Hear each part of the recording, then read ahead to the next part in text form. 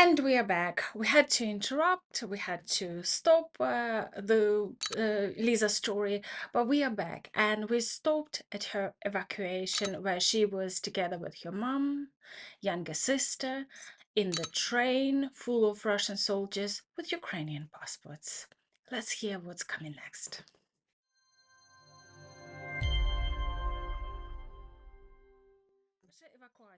Your evacuation. You said that when a shell fell near your house, two of your neighbors were killed.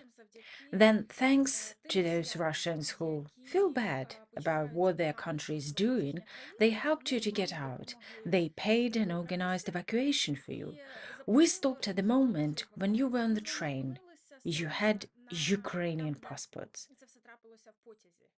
Before you tell me everything about the train, please explain. Russians force Ukrainian people to take Russian passports, and essentially by doing so, you protect yourself from any complications. How did it happen that you were able to avoid taking Russian passports, especially for this trip? Well, we were luckier in the sense that we weren't deep inside the region. Since we were on the outskirts, the Russian administration. I think it's important to distinguish between the Russian military, the soldiers carrying weapons, and the Russian authorities, meaning the appointed mayors, deputies, whoever they were. Honestly, I don't even remember and don't really know who exactly they appointed there. I vaguely recall that someone with the last name Juravka, I think, held some position. But honestly, I don't remember anymore because we never really looked into it. The whole campaign to issue Russian passports started, if I'm not mistaken, in the summer of 2022. And we managed to avoid that simply because we stayed at home. We didn't go out much. As I said, we would go out for walks. That's one thing. But my mum and dad didn't show up anywhere in a way that would put them in sight of the administration or the Russian military. My dad was always near the house because he was taking care of the animals, going only as far as the store. So he was never anywhere where they could see him and ask questions. He didn't pass through checkpoints. My mum stayed home entirely, so she never had to come into contact with any of this at all. Deeper inside the region, I have friends from Chaplinka. That's a settlement near Crimea. And there they forced everyone to take Russian passports. They literally went door to door. We know a family with many children where Russian soldiers came to their home and said, either you take Russian passports and send your kids to a Russian school, or we will take your children away to wherever they take them, orphanages or something. And now nobody even knows where the children who were taken actually are.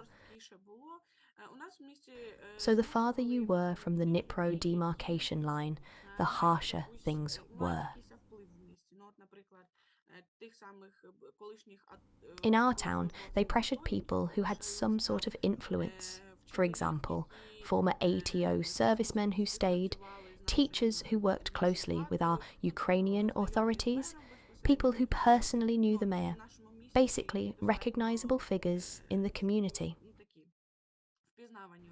We managed to avoid all of that simply by staying home. We were lucky that they didn't go through the streets or houses checking who lived where and how. That's how we managed to keep away from it, if you can call it that. Later on, after the flooding, the Russian administration started leaving. They began pulling out already in November 2023, and after that, nobody dealt with the passport issue anymore. Even if they wanted to enforce it now, there's literally no one to do it.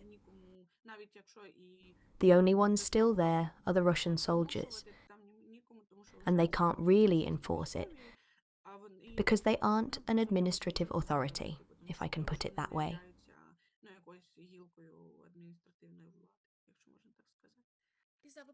And do you remember the day the Kakhovka dam was blown up?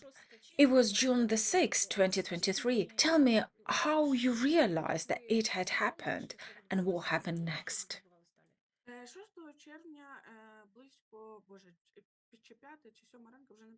On June 6th, around, God, I don't remember anymore if it was 5 or 7 in the morning when they blew it up. All the news channels were already showing footage of water pouring out of the dam. Everyone in Ukraine could freely see what was happening after the explosion.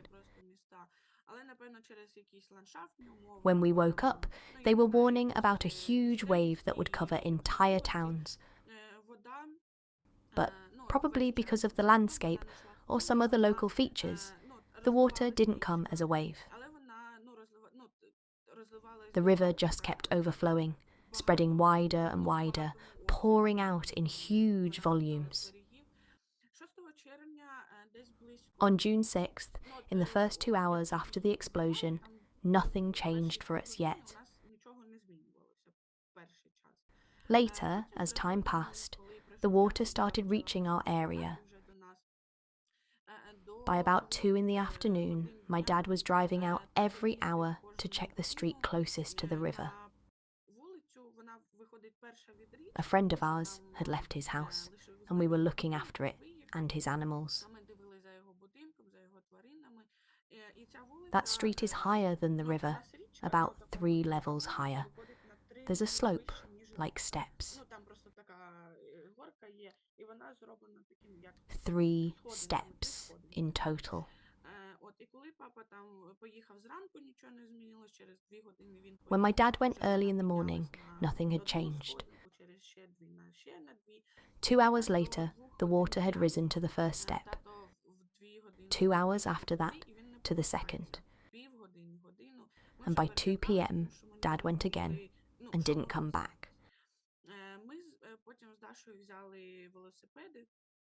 Half an hour passed, then an hour. We got scared because we didn't understand what could have happened. So Dasha and I took bicycles. Before the war, we had only one bicycle, Dad's. But when the war started, people leaving the town would give us theirs.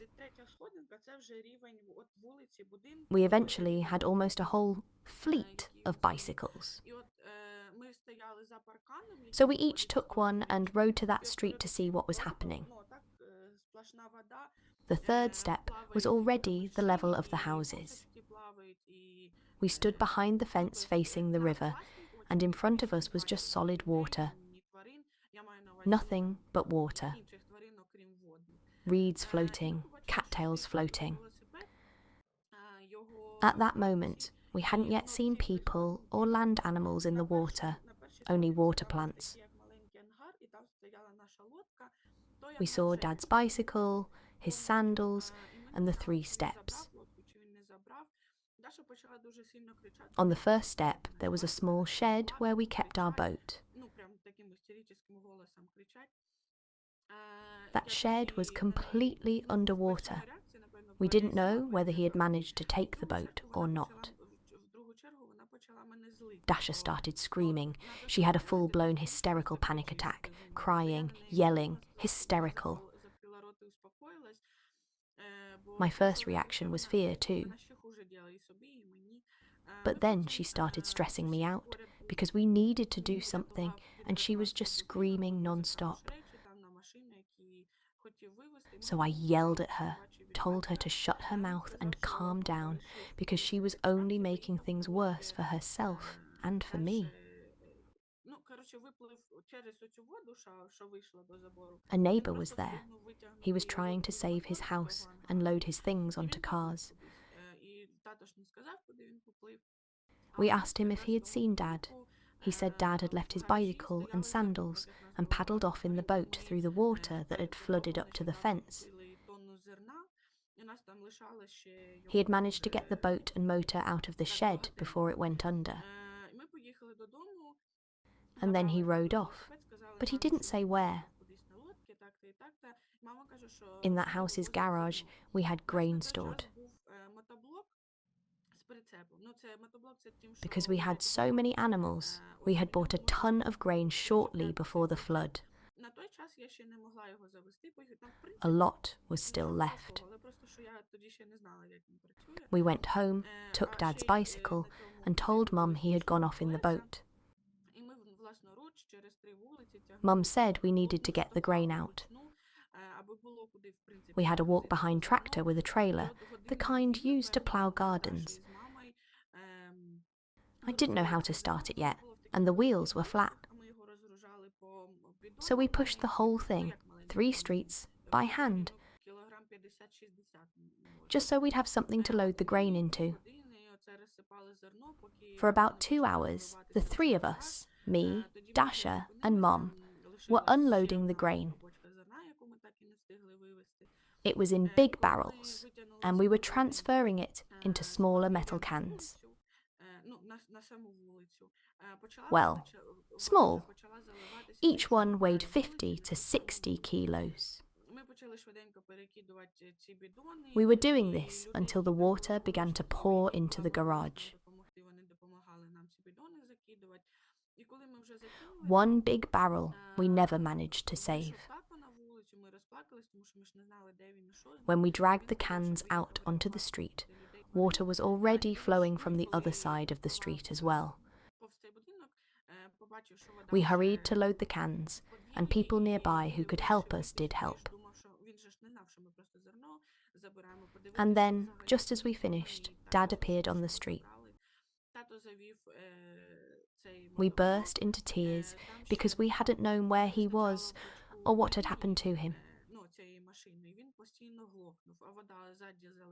He said he had gone to rescue people and animals and saw that our yard was already flooding, so he came to check on us. He had no idea we were hauling grain. Dad started the walk-behind tractor. It was low on oil, so the engine kept stalling, all while water was rising behind us on the street. It took about 20 minutes to get the grain out because the machine kept dying and we couldn't run quickly to refill the oil. We transported the grain to the perpendicular street, where another house we watched over had a garage. We put it there. That took time too. After that, Dad and Dasha went back out in the boat. Only along streets without strong currents, and rescued animals, dogs, cats from rooftops, taking them to dry ground.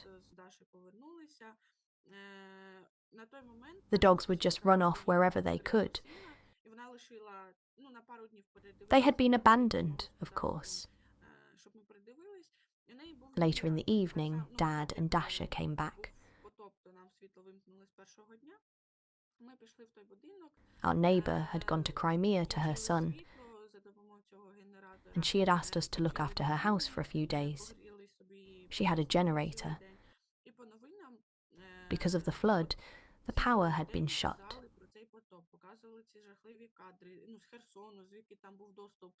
We went to her house, turned on the generator, turned on the news, warmed up some food, our first meal all day.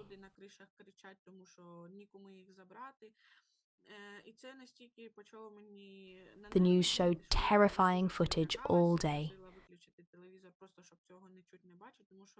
From Kherson, from places people could reach, videos of people drowning, of dogs drowning, of people on rooftops screaming, because no one could get to them.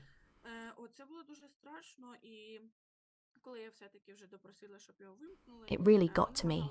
I got terrified. I begged them to turn the TV off. I couldn't hear or see it anymore.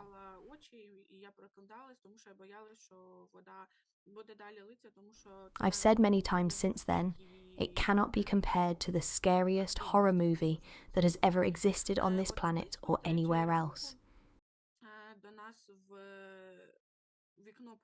It was much worse. When they finally turned it off, we tried to sleep. It was around midnight. I couldn't fall asleep.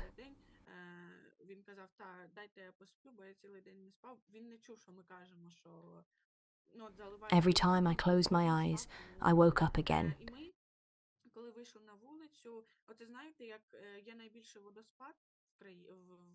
Afraid the water would keep rising because it still wasn't even at its peak. Around 3 a.m, our neighbour started shining a flashlight into our window, shouting that water was flooding our street. We rushed to wake Dad. He was so exhausted from not sleeping all day that he said, "Let me sleep. I haven't slept at all."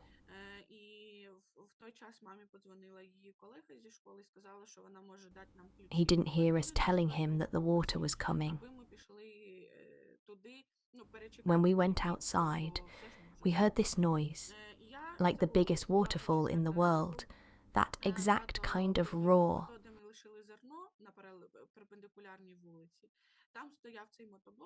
And you understand that this sound means a massive catastrophe, something that can kill people.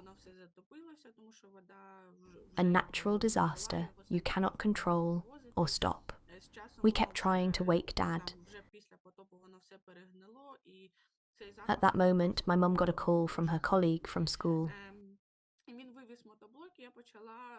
She said she could give us the keys to her apartment on the 4th floor so we could stay there during the peak, because anything could happen. It was already around 4 a.m. Dad went to where we had left the grain, on that perpendicular street. The walk-behind tractor was still there. He managed to get it out and release the dogs. All the grain we'd brought there was already underwater. It made no sense that we had saved it. Later, everything rotted, and the smell was horrible. Dad brought the tractor back, and I started packing things in a panic. I was grabbing anything I saw and throwing it into the trailer. I even took a hairdryer. Everyone laughs when I say that because there was no electricity, so why take a hairdryer? But I think it symbolised my attempt to save absolutely everything I could. Even something useless like a hairdryer. It became a metaphor. I stuffed in a mattress, pillows, blankets, shoes, anything my eyes landed on. When we were finally packed and heading to that apartment, we came across Russian soldiers. It wasn't even 5 a.m. yet, still curfew, and we were afraid they would stop us or question us. But they were in the same unknown situation. They didn't know how bad things would get. Many Russian soldiers drowned themselves. They couldn't be rescued because they were sleeping in trenches when the water came and just drowned. When we got to the apartment, Dad wasn't with us. The whole time, until things settled a bit, he was out rescuing people and animals. Our house turned into a kind of transfer point. Dad brought everyone there, and from there people would call others and try to get somewhere safer. This was the 6th and 7th of June. Oh, just a second, sorry. That was on the 6th. During the night of the 6th to the 7th, the water started flooding into our house. On the 7th, when we had already moved into that apartment, we finally slept for half a day, for the first time in all that chaos.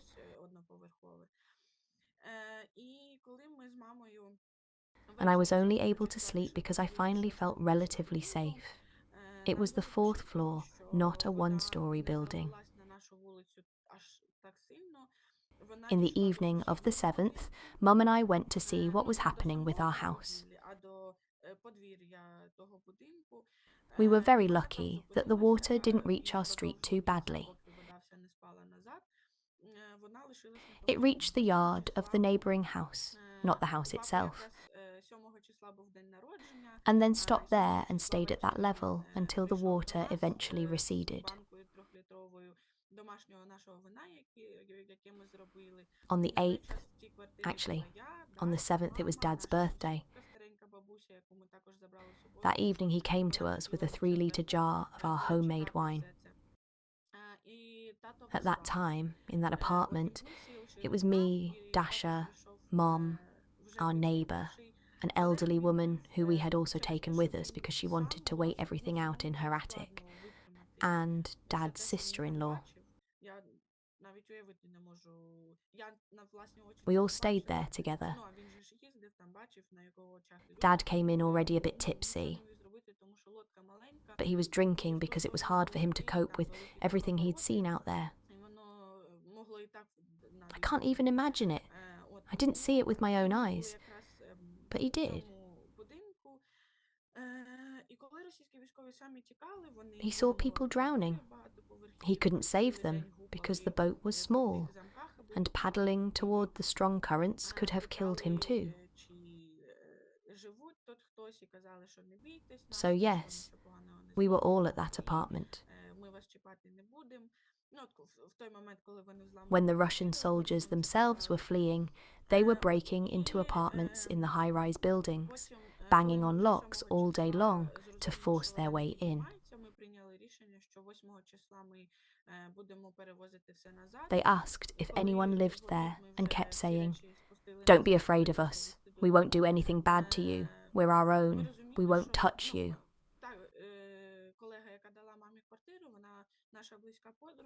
They were saying that while breaking down the doors.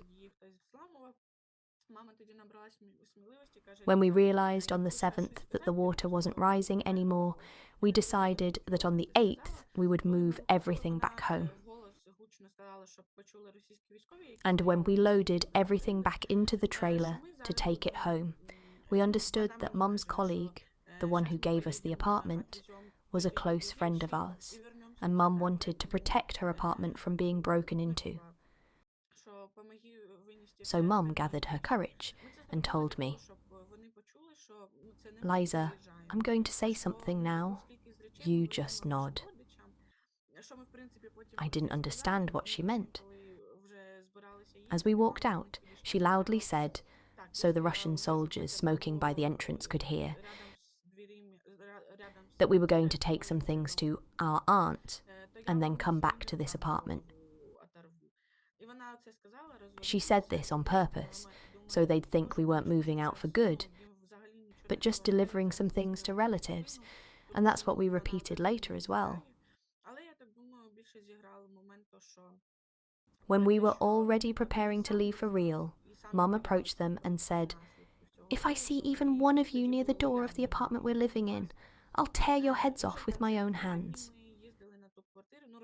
She said that, turned around, and walked away, and then thought, "God, they could just shoot me in the back right now. Nothing is stopping them." But I think what saved her was that they themselves didn't know what was happening and were afraid of the consequences.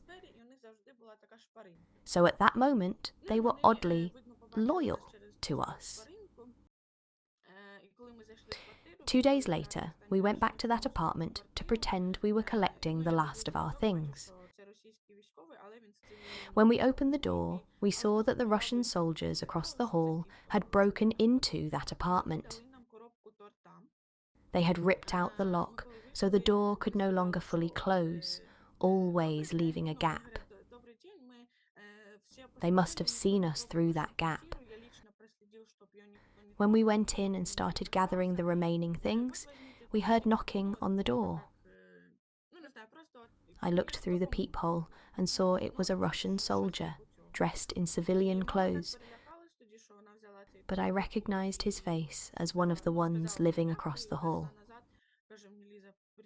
They handed us a box with a cake. When we went out, they said, "Good afternoon. We checked everything. No one touched your apartment? I personally made sure no one went in or touched anything. Please take this cake." As if it was some kind of help or goodwill gesture. Mum was so frightened that she took the cake and said, "Thank you." Then went back inside and told me, "Liza, imagine, they said all that and gave us a cake." I said, "Mum, let's not eat it. What if it's poisoned? We don't know what they did to it. It was fully sealed." But even if it wasn't poisoned, the act itself was so cynical. They flooded 90% of our town. God knows how many thousands died. And they give us a cake. We never ate it. It just dried out at home, and eventually we threw it away. After the flood, things kept getting worse and worse. When the water receded, we went to visit relatives in an area called Kutarishche. We live in the central part of town. Kutarishche is at a lower elevation. It also has a river, and that whole area was completely flooded. If our neighbouring streets already had water inside houses, just imagine how terrible it was down there.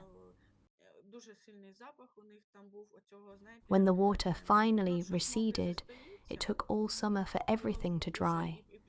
The houses had a structure.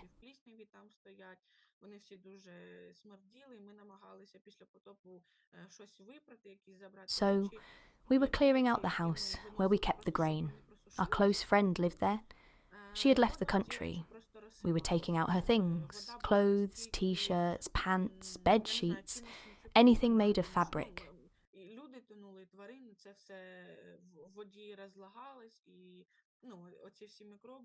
We laid them out in the sun to dry.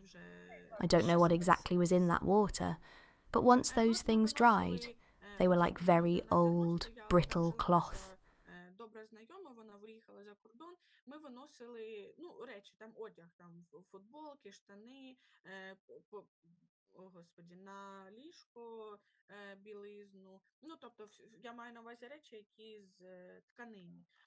They wouldn't even hold their shape. We realised there was no point trying to save anything. Nothing would function the way it should anymore.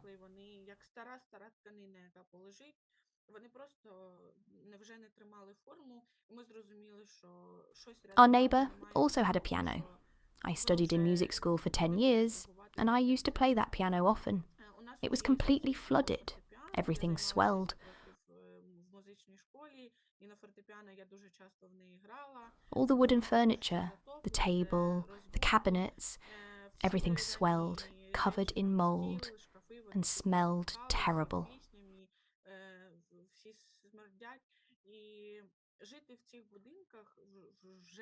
Living in those houses made no sense anymore.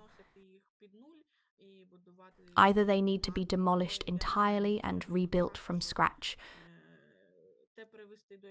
or I don't know what kind of chemicals you'd need to treat them so that they become livable again. And in the fall, when the water finally receded from Kutarishche, the lower part of our town, we went to a relative to get ducks, or rather geese. She raised ducks and geese, so we went to pick up some goslings. And as we were driving through those streets, elderly women and men were coming out of the half-collapsed houses. They stayed there because they simply had nowhere else to go. They were left there on their own, with no one to look after them.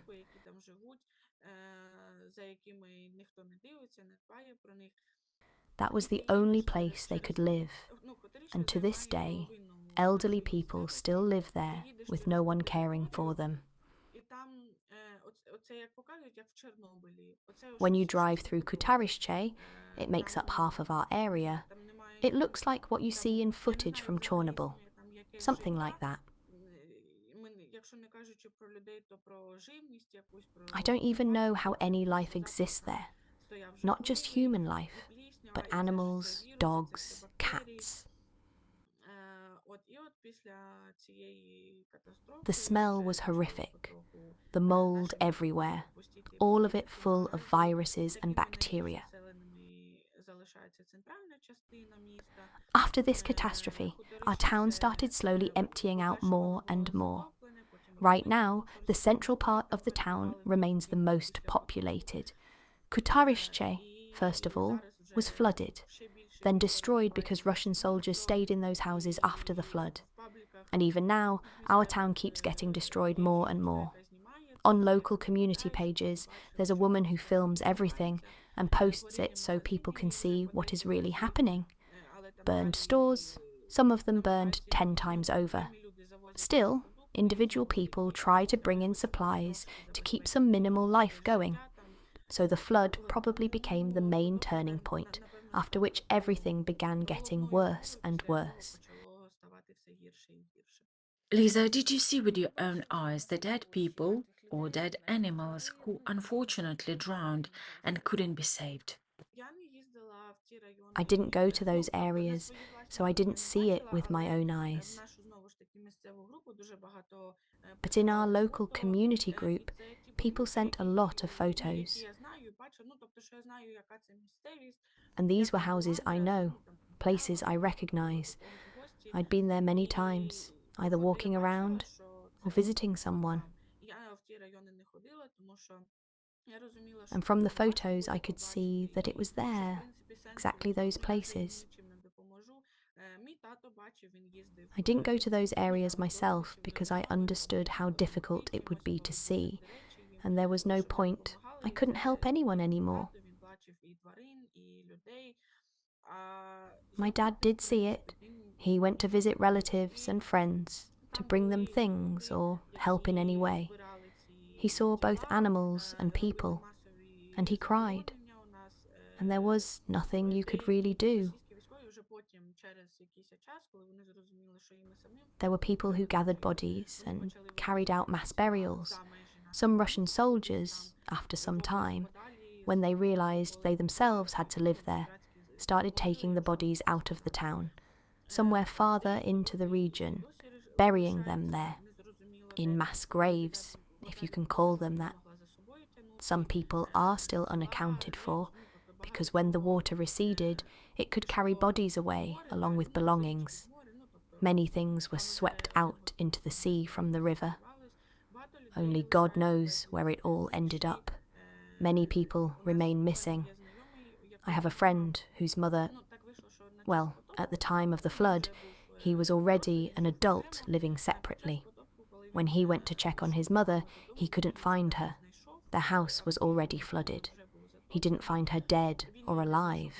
He has no idea where she is. And there are so many stories like this. He was at least in the city and able to go check. But people who had left the city while their relatives stayed behind and then had no connection during the flood, those relatives could have died in their sleep. The water came in and they couldn't do anything, so a lot of people remain completely unaccounted for. They may be alive or dead, maybe they fled somewhere, maybe someone took them someplace, and now they have no way to get in touch. The consequences of this catastrophe. Besides what we could see in photos and videos, there is still so much unknown, even now, and in the future, it will be almost impossible to find out where a particular person ended up.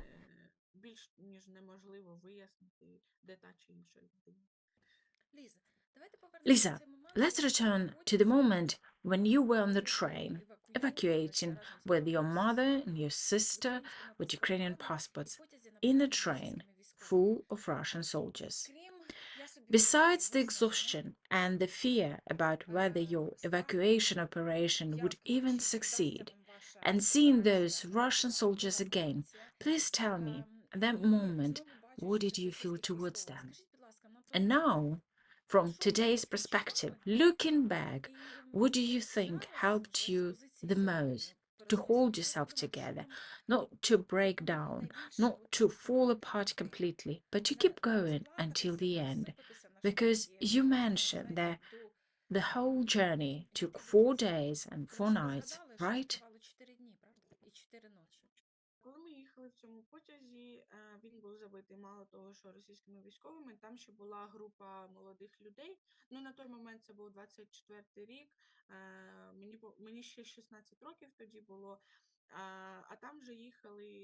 When we were on that train, it was packed. not only with Russian soldiers, but also with a group of young people. At that time, it was 2024.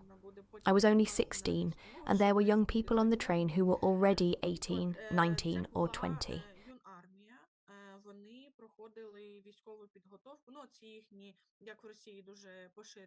Honestly, I wouldn't even call them people. I don't even know how to translate the term into English properly. It was like a youth army.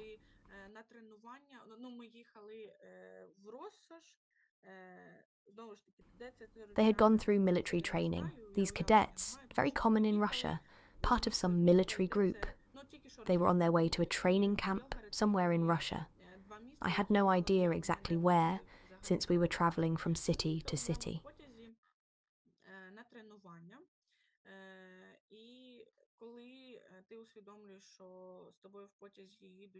The only cities I knew were Rostov-on-Don and Belgorod.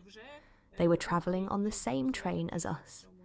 And when you realise that potentially future killers, and some already active ones, are on the train with you, it fills you with such internal anger. Anger even because you can't say anything about it. It's like being caged with a predator and wondering, will it eat you or will it not?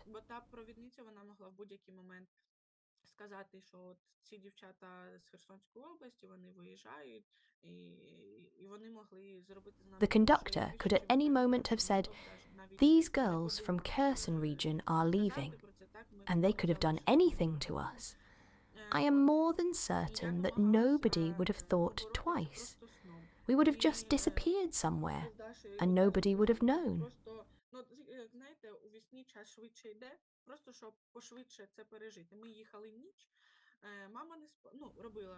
I tried to cope by sleeping.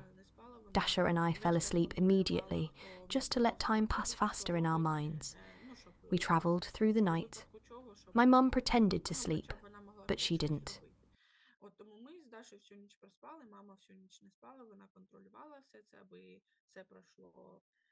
She was watching everyone, monitoring what people were doing, just in case.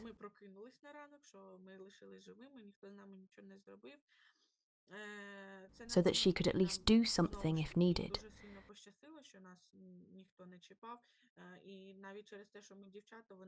Dasha and I slept the whole night, while Mum stayed awake the entire time.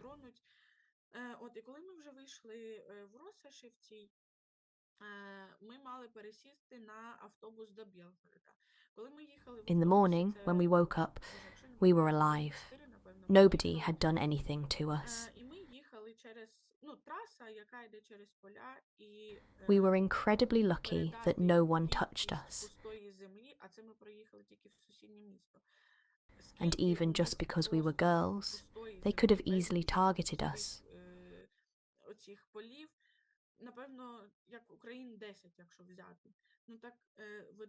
When we arrived in Russia, we had to transfer to a bus to Belgorod. That bus ride was about 4 hours, travelling through fields and vast empty land, just emptiness as far as the eye could see.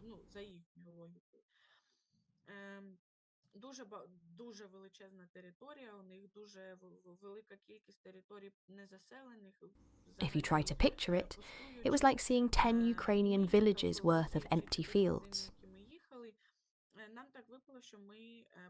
I kept thinking, why don't they do something with all this territory? Why not settle people here? Take care of them, instead of pretending they're helping somewhere else.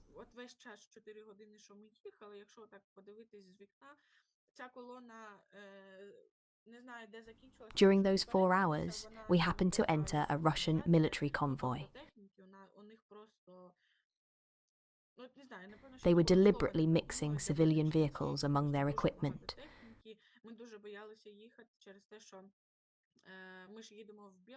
That convoy, I don't even know how to describe it, went on and on as far as we could see from the bus window, both forward and backward.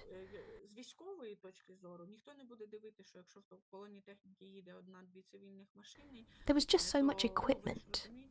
We were scared because we were so close to the Ukrainian border.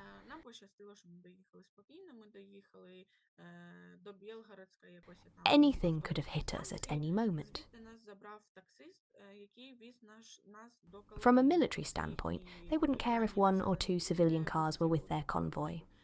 Luckily, we arrived safely in Belgorod.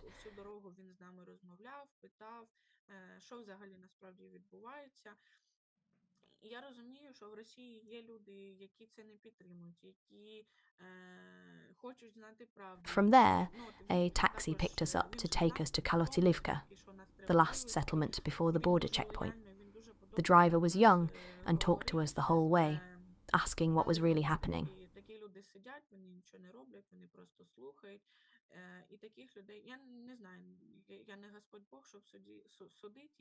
I realised that even in Russia, there are people who don't support this, who want to know the truth. He was very kind and helpful to us, but such people mostly just listen quietly. They're afraid to speak out.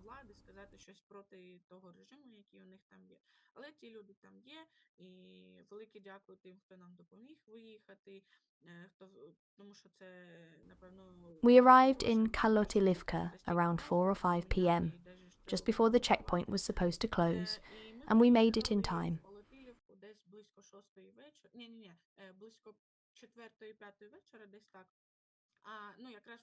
The young driver dropped us about 100 meters from the checkpoint, which was basically a makeshift post.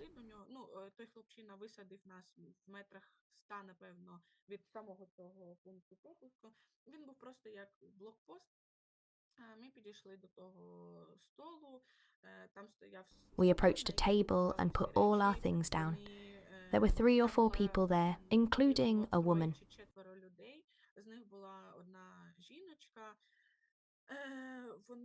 They clearly knew where we were going and why, and the hatred in their eyes was something I'll never forget. You could see they would have crushed us if they could. They went through all our things, even our underwear.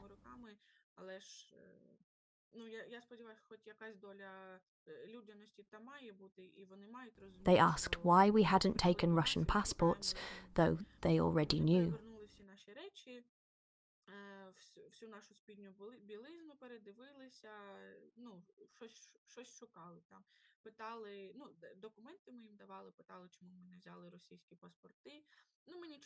They said this was the last checkpoint and would take Mum and me to another room, similar to the one we had passed in Novoazovsk, the main checkpoint between Kherson region and the other side.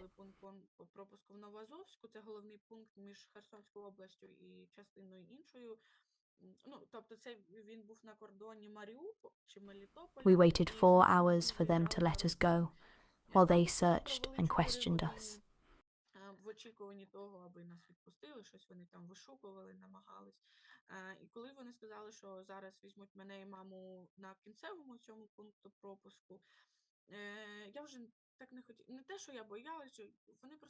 When they finally decided to take Mum for a final questioning, I was so fed up with their questions that I didn't even feel scared, just exhausted.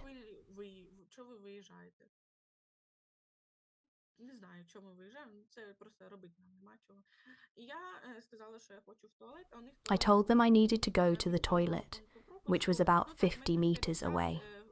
I took Dasha with me.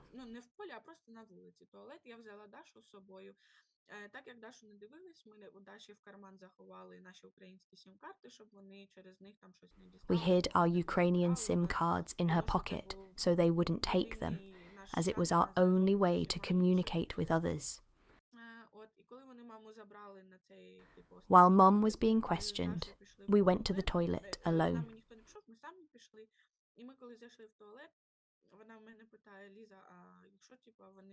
Dasha asked me what she should do if they tried to check her for the SIM cards.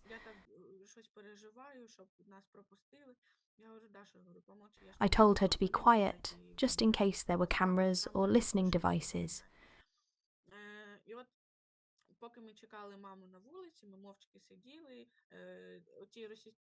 We waited silently for Mum outside for about 20 minutes.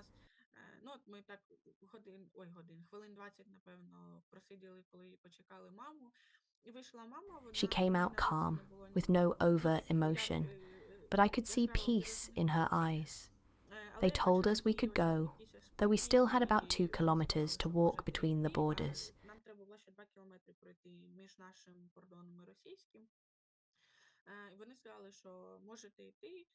They wished us a safe journey, and we nodded.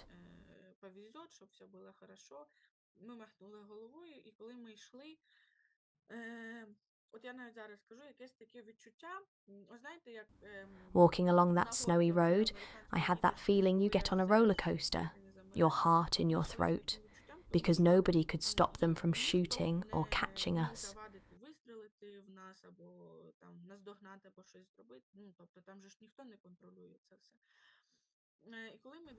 Along the road, we saw discarded items on both sides. People had grown too tired to carry everything and threw away less essential things, including torn Russian rubles.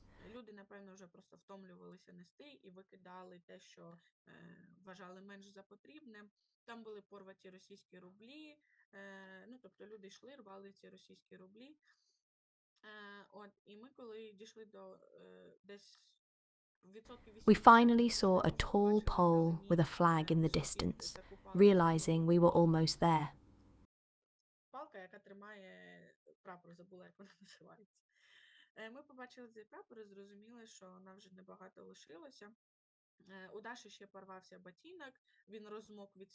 Dash's shoe had broken in the snow, so we tied it with a cloth.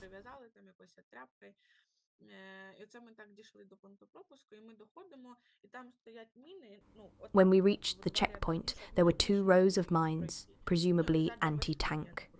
A small, damaged booth marked the Ukrainian checkpoint.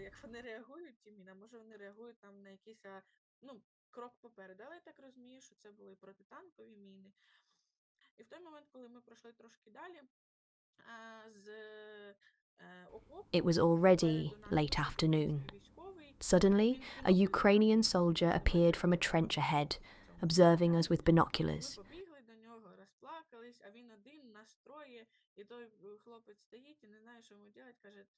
We ran to him, crying, and he reassured us, "Everything is fine.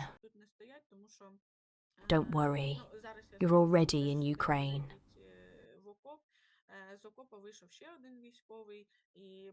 Another soldier helped us carry our heavy bag down the snowy slope.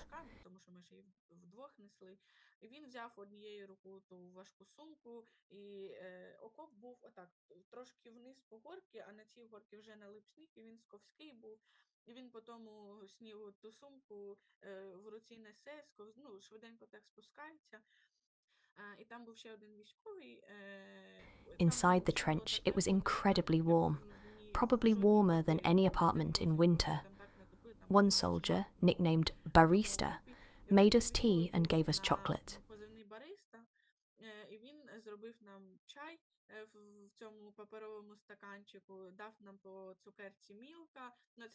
It was the first good treat we'd had in 2 years.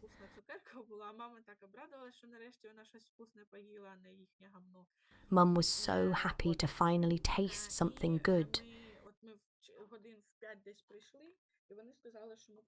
They told us to wait until about 7 p.m. for volunteers who would take us further.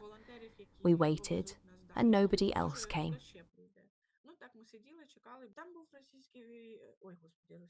There was a Russian, oh my God, a Russian. No, our Ukrainian volunteer.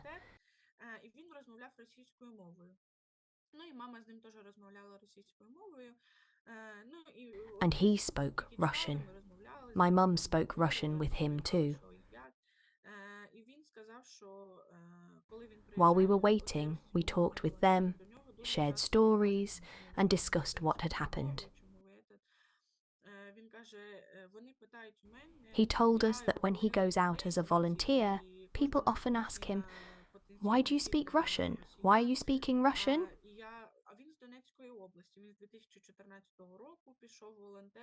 He explained that he's been volunteering since 2014 in the Donetsk region, helping people evacuate. раз за 2 роки, коли ми російську мову не сприймали як щось небезпечне. Бо ми розуміли, що ця людина, вона робить значно більше, і та російська мова, яку Every вона vehicle he говорить, drives is potentially a впливає на людину, target тому for що їй Russians. заважає. For the От, first і ми time потім in 2 поїхали years, в hearing Сумі. Russian didn't feel Ми threatening поїхали because we в understood перший that this центр, person was такий doing підрозділ, so much to help перевалочний others. пункт, там були The language двоповерхові ліжка. itself didn't Ми matter. приїхали, нам дали допомогу, видали їжу, там перші речі необхідності, там прокладки, After that, мила, we went to Sumy, там to салфетки, a ну, volunteer тобто centre таке, що that served as a kind можна of взяти transit з собою point. на перший час. There were bunk beds. Нагодували нас борщем, а той борщ такий наваристий був, аж прям, аж ложка, напевно, стояла в When ньому. we arrived, От, і we ми were given поїли, всі assistance, там ясно, що food, розплакались, essential items like познайомилися, soap, там були раді, pads, що and ми tissues, виїхали, і things to take with us for the познайомилися, first ну, як days. познайомилися, They fed us там borscht, and it was спілкувалися з людьми, rich які and до нас hearty, виїжджали в той рік. almost steaming. Ми переночували We в Сумі, ate, and of і course, потім в 5 cried. ранку був потяг з Сум на Київ. Ми їхали, ну, We оцей hugged ранок, everyone. Боже, Everyone was ми happy that we поїхали. had made Там it. же ж недалеко We їхати, десь met and 10-15 talked with ми other вже були в people Києві. who had also evacuated that day. Я останній раз була в Києві, це було, Боже, по-моєму, в 2015 році останній раз, якщо не We помиляюсь. spent the Ми night there, їздили and at в 5 Лондон. a.m. there was a train Я from Sumy приблизно to пам'ятаю, як Kyiv. воно все там By виглядало. about 10 a.m., От we were in нас зустріла Kyiv. мамина двоюрідна сестра, її дочка, ми так всі розплакались, всі. Ми приїхали на той вокзал, чесно, як бомженяти, навірно, тому що ну, от ми приїхали в тому, в чому виїжджали. Це великий The last time I бурштини. had been in Kyiv В was один in з них ми навіть 2015, трохи лишилися visiting relatives, в яких я so I had some навчала. memory of Ну, the вони вже city. там We were met by my здирені, mum's вони cousin and her daughter. We all cried. We стоїмо arrived at the біля train кожного station хату. looking like, І коли ми виїхали, ну, перше, я знаю, що ми дуже розплакалися, ми дуже... Це було так, і сльози, і радість одночасно. От, і well, like перша homeless подорож, people, де ми because we were still wearing the доїхали clothes we до had маминої evacuated in, рesidency, ну, тобто big до jackets and двоюрідної pants. сестри. I still have Потім, those мабуть, pants, поїсти, Dad's pants, там, with small holes in поговорити, them, бо ми ж не бачились but they were тоді. warm. І у мене якраз The в first Київ thing we виїхала did моя was go to my найбільша mum's подруга, cousin's з якою daughter's ми home to спілкуємося eat ще з and 5 talk, класу з нашої because we hadn't школи. seen each other for so Я long. перед всіма дуже вічливо вибачилась і сказала, що мені треба до неї поїхати. Вона була в той момент в школі, а її мама, я з її мамою дуже добре спілкуюсь. Її мама сказала, я сказала, що хочу My зробити best їй friend, сюрприз, who тому I've що ми known сказали, since що 5th ми grade, поїдемо десь had в just обід. arrived in Kyiv. І вона хотіла зустріти мене на вокзалі. Я сказала, I apologized to що everyone and давайте said я I буду needed to go збиратися, see так як her. вона зараз в школі, She was at то school, я and her mum, whom I know зробимо well, їй сюрприз. helped Я arrange a здогадався, surprise. вона викликала нам таксі. Це я зараз вже можу там наклацати кнопочки і в We додатку said we'd arrive це все. around Я noon. поняття взагалі не мала, що I таке took существує. Dasha, and her mum called us a От, вона taxi. викликала нам таксі, ми приїхали, вона вся розплакалася, вона I запросила had нас no до idea себе, such a thing нагодувала existed також. back then. І ми We сиділи, arrived, ну, and my ми friend was в crying. кімнаті She invited us in and fed us. Her apartment was small, but the room was divided into 2 sections. Мама, ну так, збоку знімала. А Еля стоїть, дивиться на неї, не може поняти, We чому sat вона in one знімає, room, вона в неї питає, waiting. мам, When що Yelia ти came home знімаєш? from school, Їй her mum мама was говорить, filming каже, discreetly. мам, що случилось? Я вже не витримала, коротше, я вибігла, ми Yelia saw her розплакались, and вона asked, Mum, теж why are you розплакалась, filming? і от Her mum didn't це answer. була одна із Mum, таких what's найяскравіших happening? зустрічей, тому що в Києві I couldn't wait any longer. I ran out. We all cried, and she cried too. It was one of the most emotional reunions. In Kyiv, our contacts were limited, mainly my mum's cousin and my friend. At first, it was euphoria being in Kyiv, the capital, which felt exciting and cool. But it wasn't quite like being home. Even in such a big city, I still couldn't feel completely comfortable. Just living day to day, going to lessons, work, and everything else. I kept waiting for the moment I could go home. живеш отак циклічно день від Listening to you, I remember how I first came to Kiev, how I dreamt about it, and how it was slowly became mine. I don't know if you can get there now because the area is currently closed off, the government quarter. But in Mariinsky Park, there is a lookout point where you can see the Dnipro River, the metro bridge. And I remember when I was in year 10, came there with a friend and her mom, and for some reason I thought I would never be able to leave or start in Kiev. I looked at the underground trains on that bridge and I made a wish that one day I could be the girl who isn't in awe of getting on the train or seeing the river, but for whom all of that is just a beautiful everyday routine. And it happened. Kiev slowly opened up to me, it became mine, and it became kind of home. I lived there for 10 years before moving to the UK. I hope that your story is different. I came to Kiev to pursue dreams. I came for opportunities. I didn't suffer from the war. I didn't see the cruelty and death that you had to go through at such young, tender age.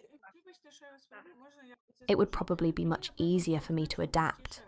I think the main reason I still can't fully settle and keep all my thoughts tied to home is my dad. Не можу досі адаптуватися і всіма думками лишаюсь вдома. Це мій тато. Якщо б він виїхав, навіть якщо не до If нас, he had я left, не знаю, десь even if not with в Ростовській us, області maybe лишився, somewhere in the але Kherson region, just просто farther from the я front була line, впевнена, I що would be able to be sure that at every moment right now, as I'm talking to you, he isn't in danger.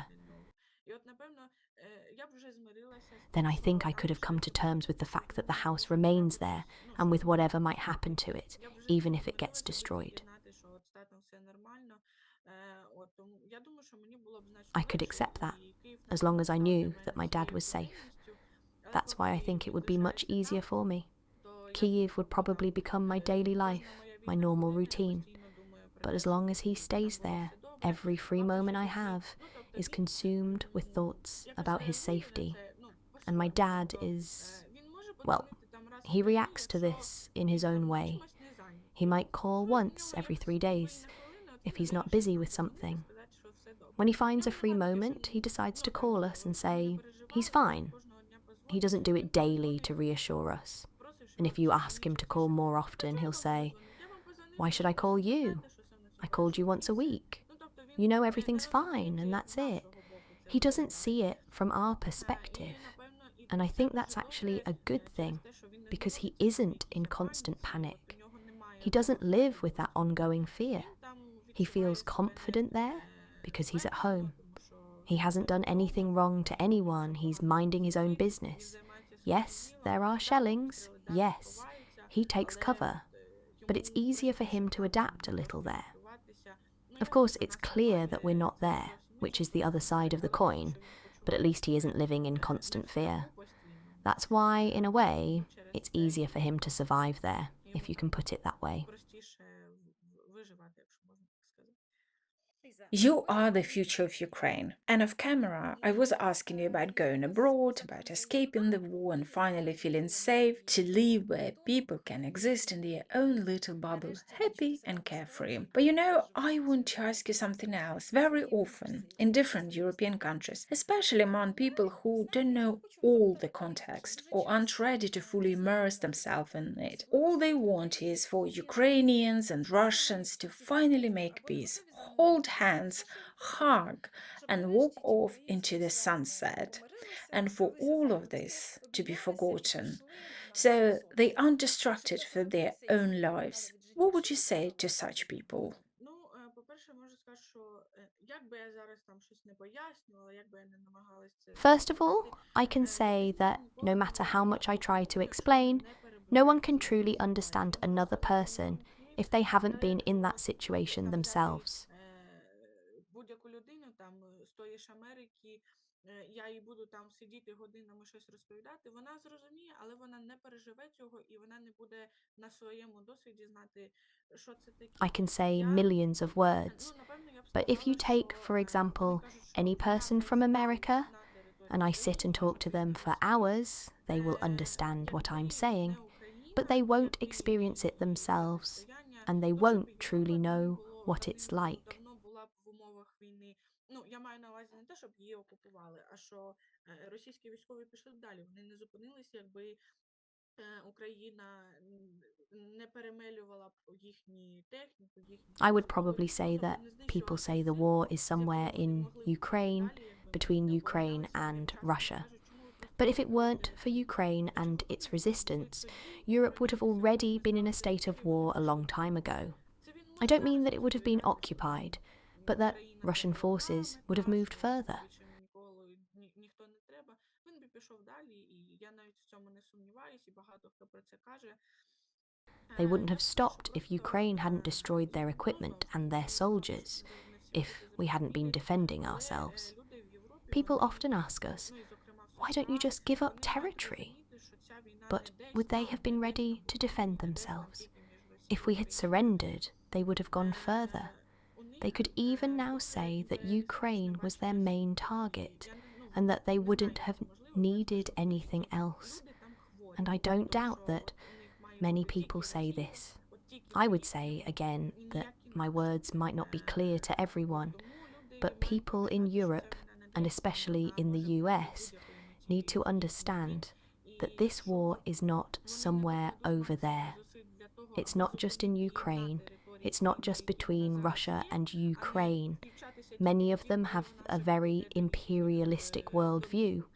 I don't know І how this is хай possible in the так чекає, 21st коли century, впасть наша країна, but for them ціна it seems like only Russia не matters, поміряться only жодних their грошей. way, and Я думаю, що nothing вона else. має So people need to remember that this давати war is not розуміти somewhere людям, far які away. живуть It could come to their homes at any умовах, moment. які їм заважають And if they don't do жити everything they can своє to stop it найкраще where життя. it is now, and Нехай only вони react when it reaches their щось own роблять для homes, того, it will аби be ця too ціна late. була виправдана. The price Тому що our якщо country нам не is будуть paying, допомагати, that price cannot be measured in ну, money. ми самі I собі think it можемо should at least give some зараз understanding to справлятися, those але living in найголовніше, peaceful що conditions, все-таки, як who мінімум, feel це we дуже are велика територія, interfering вона with their має best дуже lives. багато грошей They на should do контролювання something цієї to help війни. ensure that this price is От, justified. і вони Because if they витрачають don't те, що help вони us, можуть well, собі we can дозволити, manage somehow for свої now. ракети But our вартістю resources are not просто infinite. шалені гроші After можуть all, убити Russia is a huge цивільних country людей, with lots of тому money to fund this war. то ми можемо собі уявити, на що вони здатні. And if they can afford to spend missiles worth enormous amounts just to kill one civilian in an apartment building, we can imagine what they are capable of investing in their military. So people need to understand that war could come to their homes at any moment. Right now, they can hear and see the consequences only through my words or the stories of those who survived military occupation. But soon, if they do nothing, they could experience this themselves.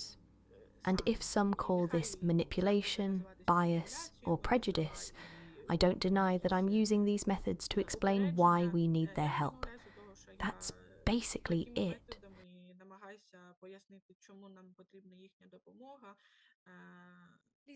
Please tell me, can a person who has been under occupation, who has seen what Russian soldiers have done in various ways, including the dam we talked about, imagine in your lifetime that Ukraine, you and other young people from Ukraine, or even slightly older people could reconcile and live again as good neighbors? Can you imagine that? Even a person who has seen all of this and who has seen good Russians helping them escape. History is cyclical. Things change over time, but I am 100% certain that in 3 or 4 generations, the people who directly experience this war will no longer be alive.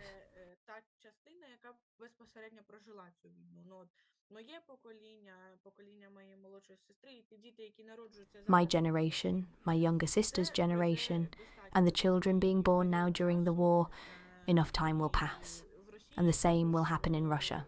Those people will also eventually die.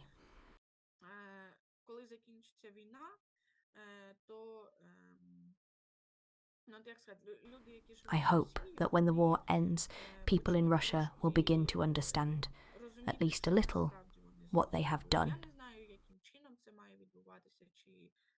I don't know exactly how this will happen or if someone will tell them. But in my ideal vision, over time, through the coming generations, they will realise that Russia was wrong, that Ukraine never had a Nazi government, and that no one here ever wished harm on other nationalities or people with different citizenships.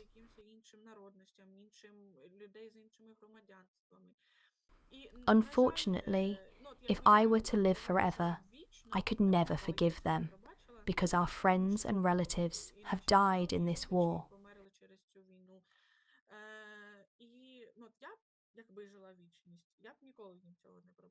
If I could live forever, I would never forgive them. But life goes on. New people are born. And with each generation, this history will inevitably be passed on less fully. From my own experience, I can tell my child about it, and she will pass it on, but she won't tell the whole story. Some details will be forgotten. Over time, it will simply become a historical fact. There was a war, like the wars we now study from 200 to 300 years ago. It will become post factum. For me and my peers, the most important thing is to preserve the history of this war as it truly happened. Without buts, without excuses, just as it was. Don't try to justify anyone. A fact is a fact. They kill children, they kill people, and even now, nearly 4 years into the war, they still claim they are saving us.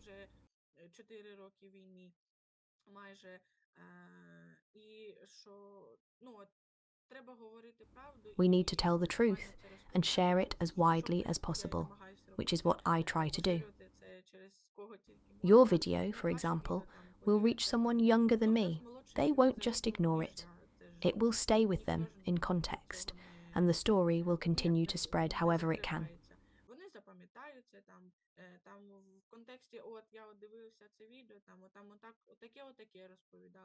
The important thing is to preserve this history for as long as possible. But unfortunately, I understand that over time, it will simply become post factum, just another part of Ukraine's history.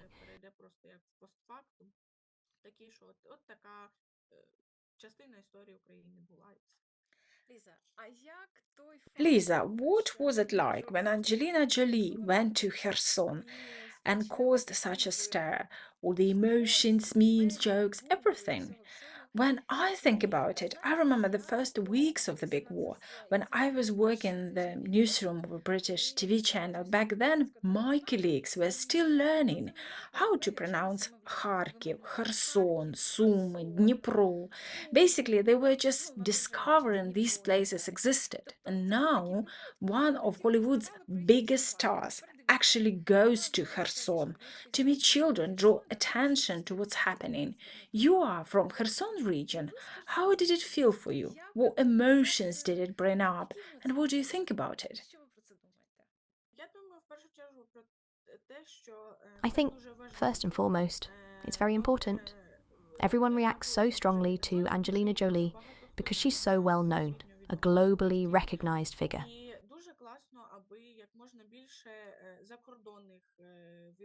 It's really great when as many famous international people as possible visit cities like this, because so many people know them and pay attention to what they do. It helps spread awareness about the existence of cities like Kherson. And this is a very vivid example. It's crucial that this becomes more common so that more people learn about these places. For example, in the US, which isn't even close to us.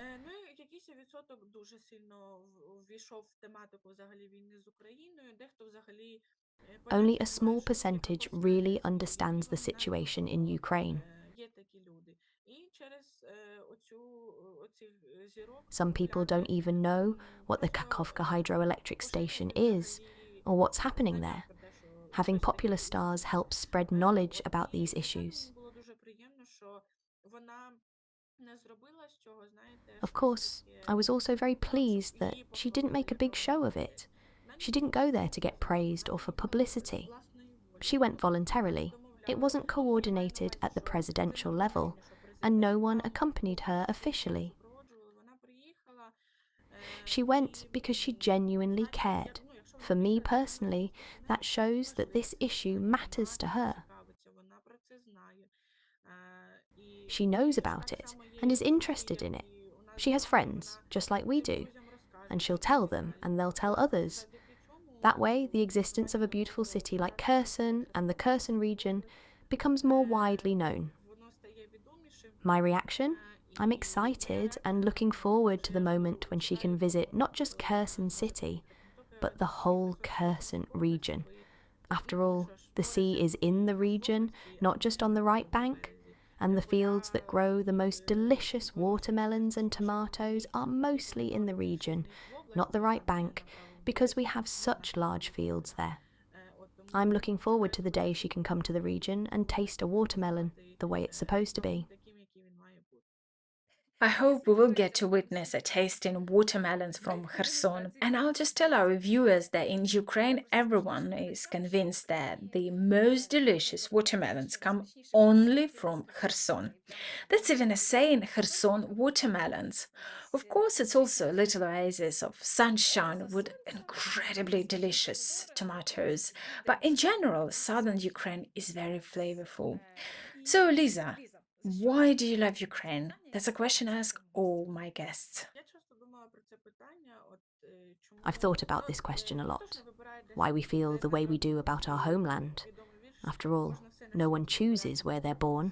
вибрати не можна тільки батьківщину, і, ну, ти народжуєшся там, де ти народжуєшся.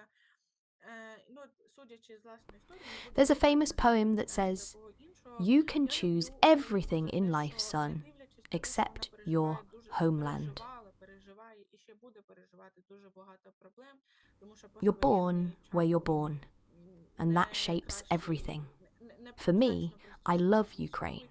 Я because of the вдячна їм way за it те, makes people що люди, strong. які народжуються в Україні, вони виховуються Despite самостійно, everything the вони country has gone through, стають is впевненими going в through, собі, тому що and will Україна continue to face, вчить стояти it за teaches себе, those born стояти за here своїх to be близьких, яка б resilient. небезпека не Life була, чи то after war війна, чи is то no easier than конфлікти, чи life то during it. непорозуміння. Yet І, Ukrainians ну, grow up є така learning to думка, що stand up for українці, вони дуже themselves, for емоційні, their дуже loved такі ones, no matter the прямолінійні, danger, тільки через whether те, it's що war ми or народжуємося в everyday такій країні, яка challenges. виховує з нас впевнених людей, яка виховує з нас сильних People і often say Ukrainians are нескорених. emotional Скільки and нас зараз їх straightforward, намагалися and I think that comes створити, from being і ми raised in a country that forges постійно strength and стоїмо courage in its будь-хто people. тому, хто це We've been through намагається countless зробити, attempts to і break я us, yet сподіваюся, we've що always resisted.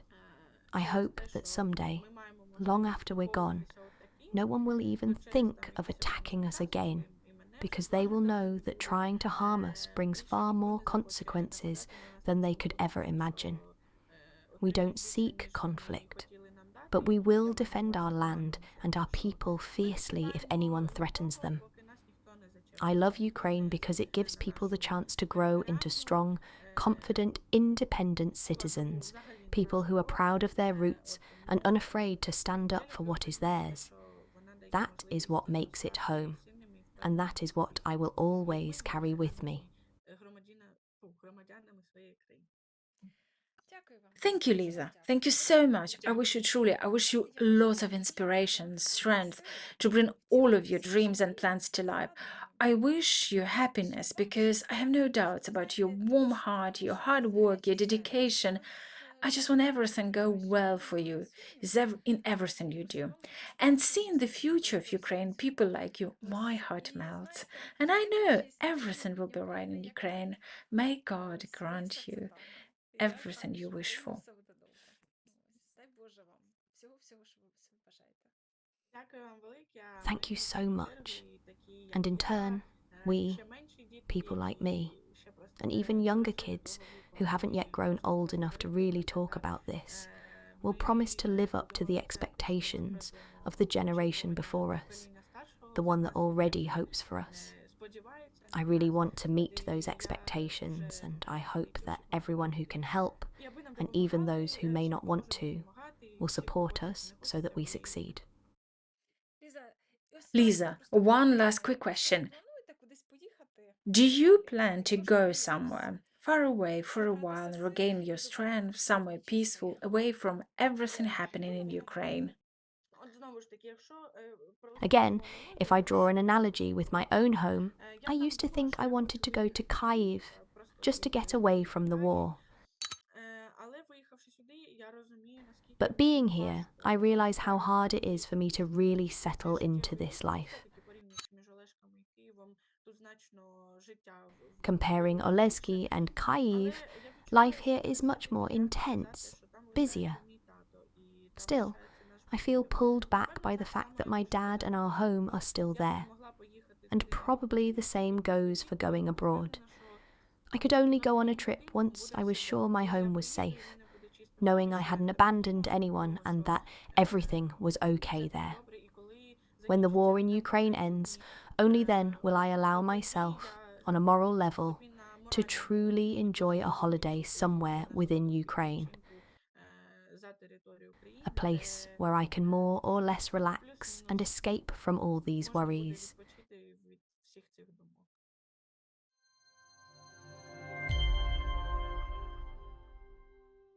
There was Liza Pali. She escaped occupation.